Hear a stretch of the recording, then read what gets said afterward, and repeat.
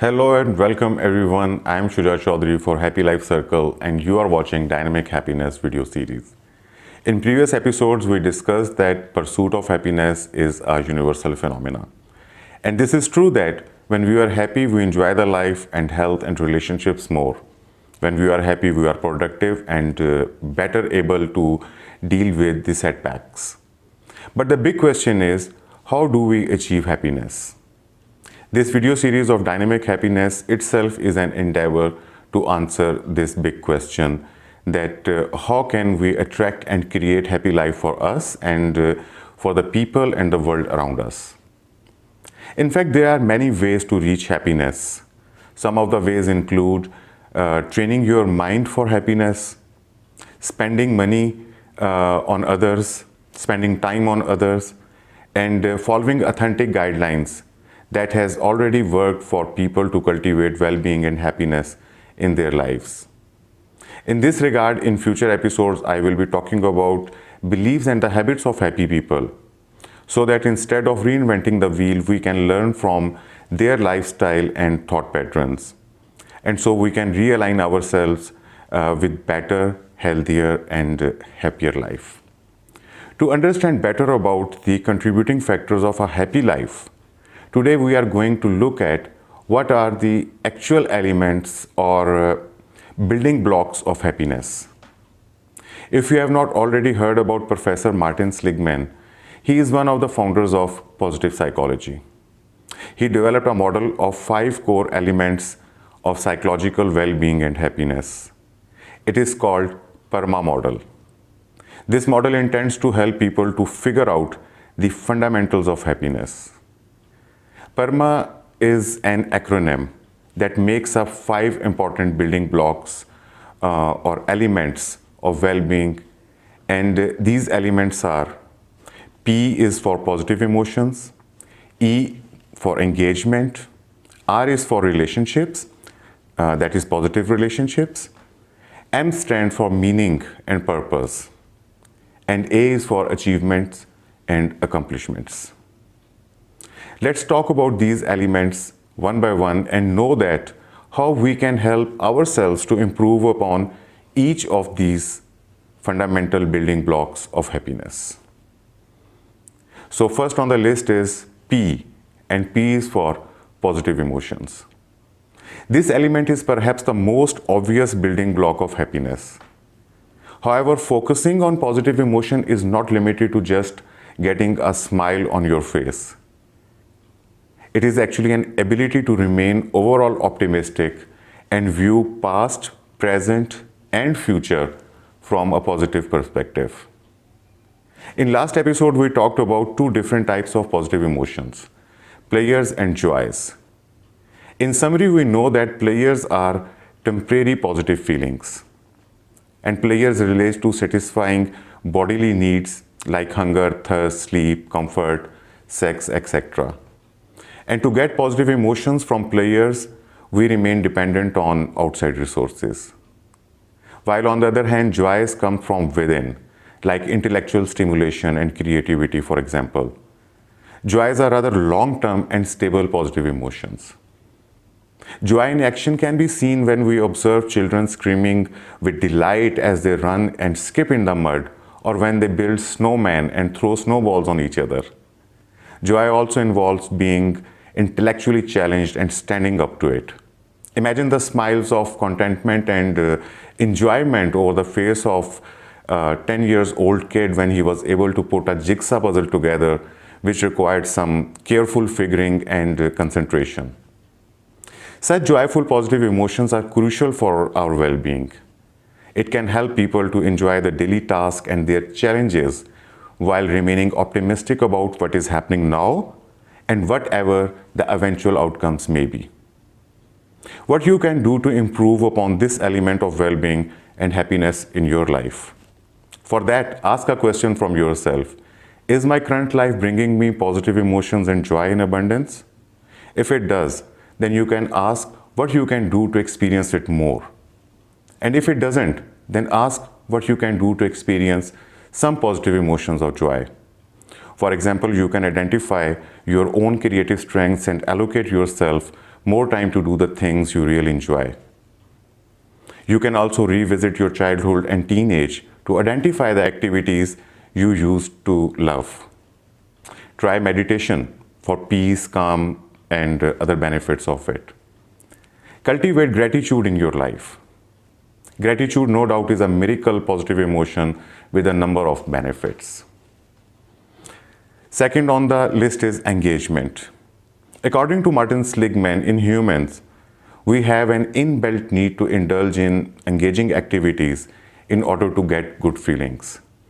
Such absorbing activities that takes us in a state of flow. Then there is a flood of positive neurotransmitter and hormones that are released in the body, and that elevates our sense of well-being. That engaging activity may be playing an instrument, playing a sport, dancing, working on some interesting project at work, or that may be like an hobby, gardening, planting, sketching, reading books, painting. Whatever that is, engaging activities help us to remain in present moment and help us not being trapped in past or future. We will talk about a book, The Power of Now by Eckhart Tolle, in some episode. It is a wonderful insight about being present and its benefit. For our psychological well-being, we all need something in our lives that absorbs us into the current moment. Such activity that is enjoyable and challenging at the same time creates a flow of blissful immersion into that particular task. This type of flow of engagement takes our intelligence, skills, and emotional capabilities to higher potential, and it contributes to long-term happiness and well-being. What you can do to improve upon this element of well-being and happiness in your life? Ask a question from yourself. Do you have at least one healthy activity in your life that fully engages you? If not, find some activities which create a flow-like feeling in you.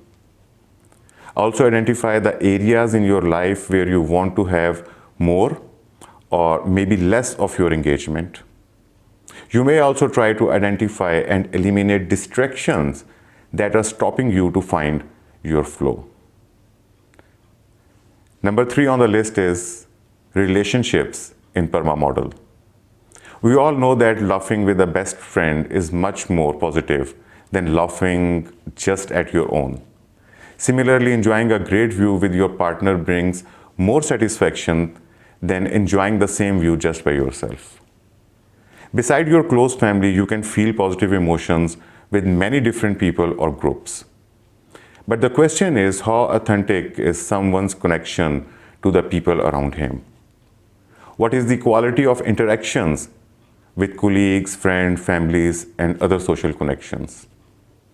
Research confirms that our happiness and psychological well-being and psychological health is inseparably linked with intimate relationships. Whether these are brief social relationships with strangers or long-lasting relationship with peers, siblings, parents, family, extended friends, whatever the relationships are, healthy relationships are source of positive emotions. The better and stable these relationships are, the more they lead to authentic happiness and well-being. Healthy relationships overall improve the quality of life. How you can improve your relationships? Ask yourself and analyze the quality of relationships with your family, friends, colleagues, and community.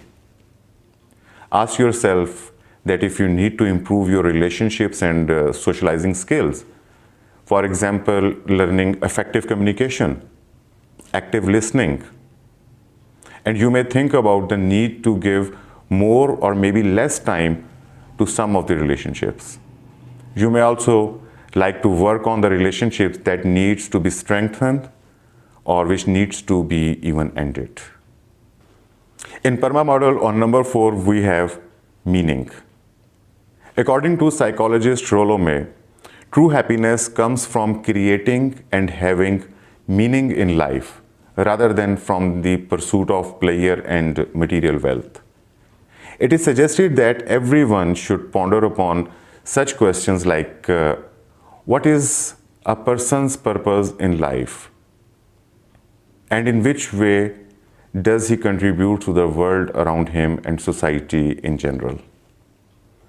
Loving someone and being loved, for example, is a meaningful phenomenon because such acts inspire people to live for and take care of someone other than self. Living a meaningful life, in essence, is related to attaching oneself to something larger than oneself. Having such connections with something bigger than self is also an effective barrier against depression and victimized mindset. For example, research shows that religious or spiritual people generally have more meaningful lives because they believe in and worship something greater than themselves. However, unfortunately, the media worships glamour and the pursuit of material wealth. And that impact many people to feel like that money is a gateway to happiness. While we do need money to pay for basic needs, but once these needs are met and financial stress is not a major issue, then money is not what provides people with happiness. Rather, activities that go beyond merely living for oneself bring meaning and fulfillment that enhances well-being.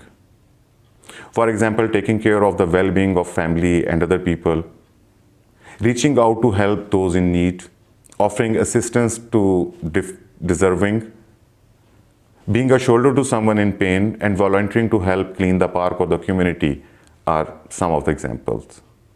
To improve upon the meaning element in your life, ask yourself, do you have a purpose in your life that is bigger than just yourself? If you feel that you doesn't have enough of the meaning in your life, then you make sure to understand or find the connection between what you do at your workplace and how that improves the world, no matter how small that connection is.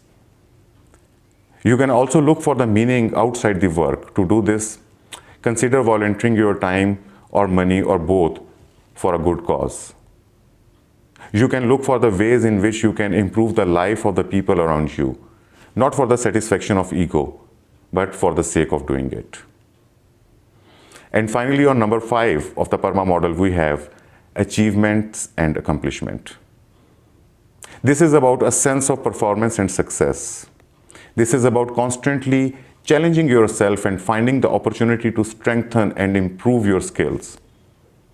Achievements help to build self-esteem and provides a sense of accomplishment. It also strengthens self-belief. No matter your goals are big, like establishing a chain of departmental stores or reading for 20 minutes every day. No matter you actually achieve your goals or not, the important thing to know is having clear and specific goals in life and making efforts to achieve your goals is vital for well-being and happiness. The mere effort one puts into reaching specific goals in itself brings satisfaction and a sense of pride and fulfillment. To know that how much this element contributes in your life, ask from yourself, do I have specific goals for myself? Ask yourself if you have in place some personal goals like goals for physical, emotional, intellectual, and spiritual growth. If not, then you could perhaps introduce some. As already said, that may be as small as reading a book for 20 minutes a day, or that may be planning to publish a book, or reducing some extra pounds. Whatever your goal is, you get a sense of achievement when you hit your goal, and this contributes to your sense of well-being and happiness in life. As a summary of PERMA model and about all these 5 elements, we learned that PERMA model can help to increase people's awareness. When a person is able to focus on the combination of all of the PERMA elements, that is positive emotions, meaning, engagement, relationships, and achievement, that person will experience more happiness and well-being than people who have not managed any or all of these PERMA elements yet. In next episode, we will be talking about major areas of life where we need to create a balance to enjoy a smooth ride in the journey of life. And further, I will introduce a simple tool through which you would be able to visualize for yourself that how balanced and smooth your wheel of life is, and in which area or areas you need to give more or maybe less attention to optimize your happiness.